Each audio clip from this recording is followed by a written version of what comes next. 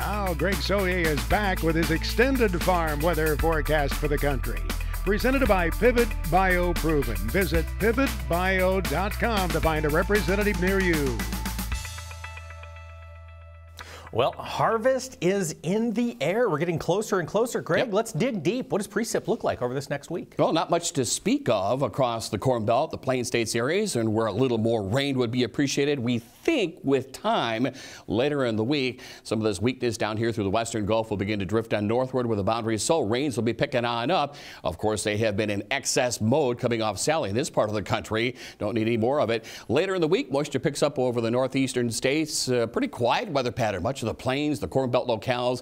Late in the week, too, maybe some moisture into northern California, the Pacific Northwest, an errant thunderstorm and more lightning issues than anything across the southwestern sections of the country. Now, how do things look as we kick off the month of October?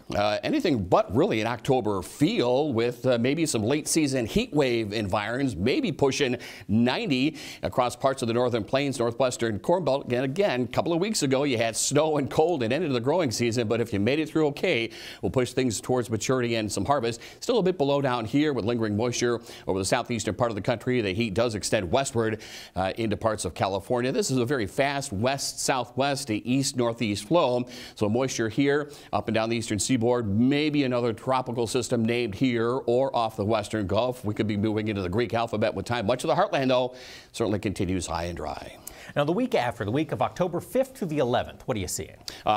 Should be ramping up nicely into harvest mode. A little sliver of cool air, a patch of frost, northern Great Lakes region. The heat kind of retrogrades westward across the high plains, parts of California, and temperatures about normal over the southeastern part of the country. Still kind of active here up the eastern seaboard, but this is a very fast west to east flow across the heartland. Not much going on in the gauge. Plenty of opportunity for harvest. We pick up the moisture in the Pacific Northwest.